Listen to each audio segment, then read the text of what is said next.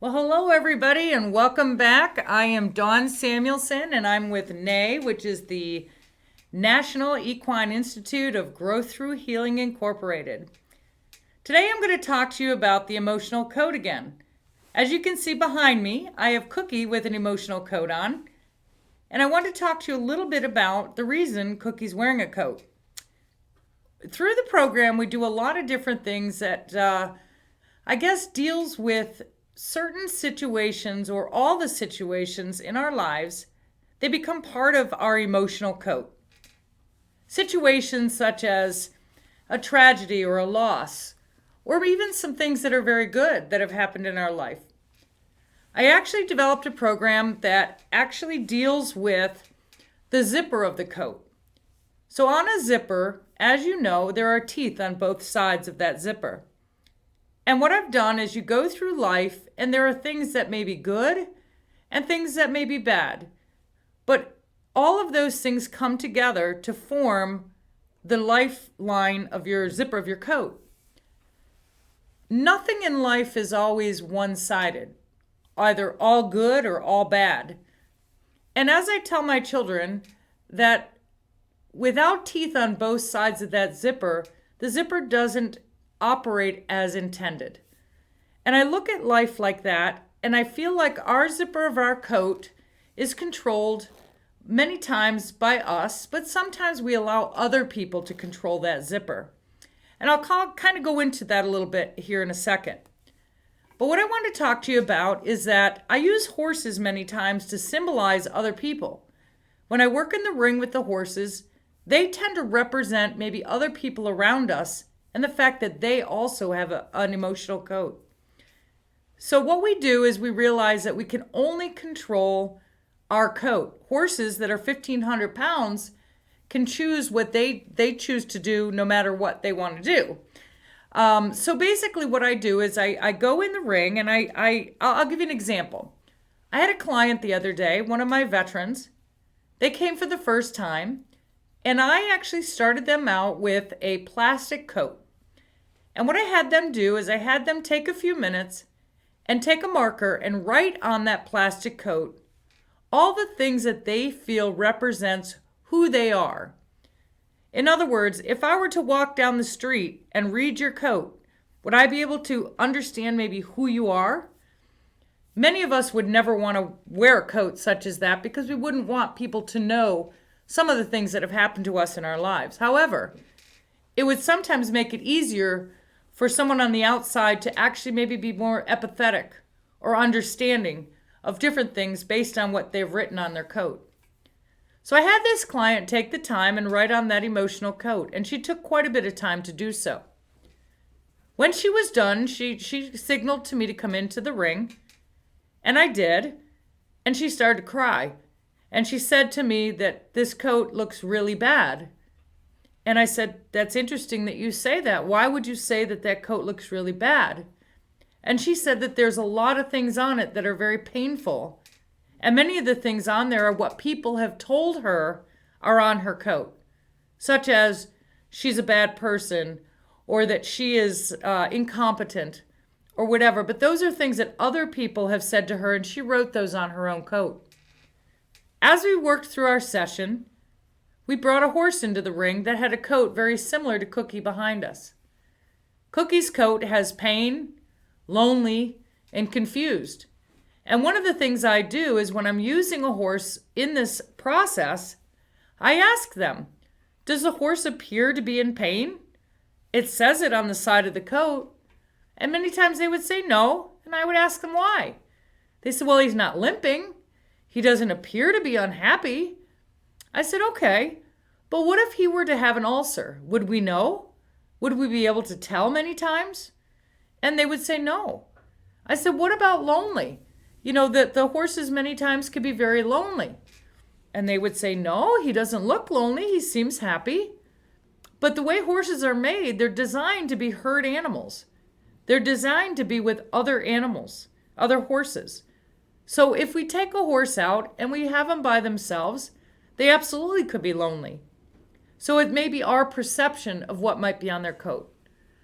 So as we go through this process, I was working with this young lady, And I asked her, when you're ready, I'd like you to take a deep breath and tell me when you feel that you could actually unzip your emotional coat and just set it aside for a few minutes and be present with the horse in the ring. She took a few minutes, she took a deep breath and said she was ready. Okay, I helped her remove the coat. I placed it on the rail and I said to her, at any point through this process, you can take that coat and put it back on if you feel that you need to do that.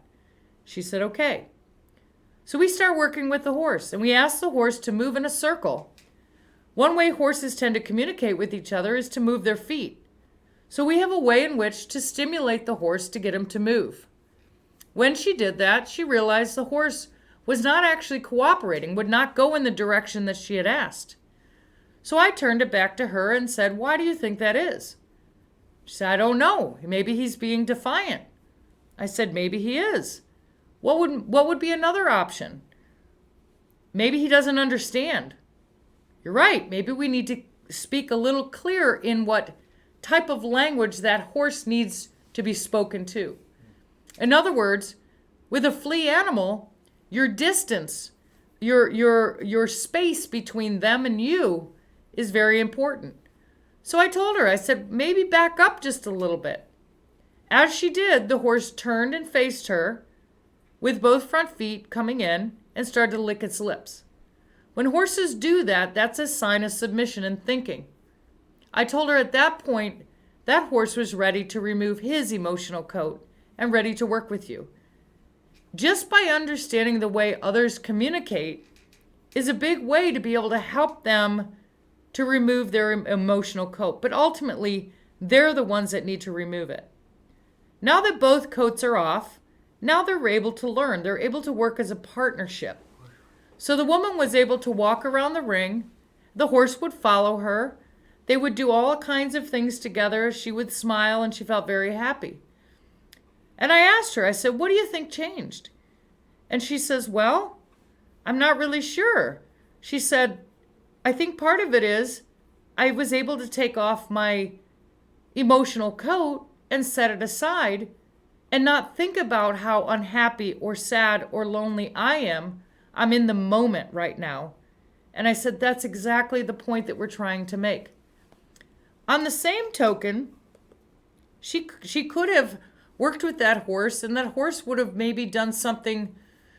Let's say he turned and went the opposite direction and she did everything she felt she was doing correctly, but the horse chose to go in a different direction. I then would stop her and say to her, check your emotional coat first. If there's nothing that you're saying or doing that's giving that horse an indication to go in the opposite direction, then maybe it has nothing to do with you or your emotional coat.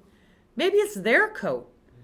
And she was very surprised by that because she said that she realized many times that she would take on what other people would say.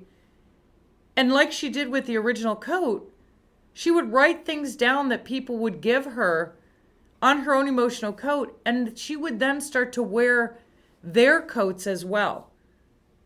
And I know it sounds a little confusing, but what she realized at that point, it was almost liberating for her.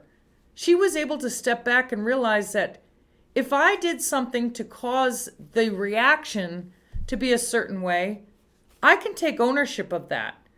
I can take the responsibility and I can change my actions.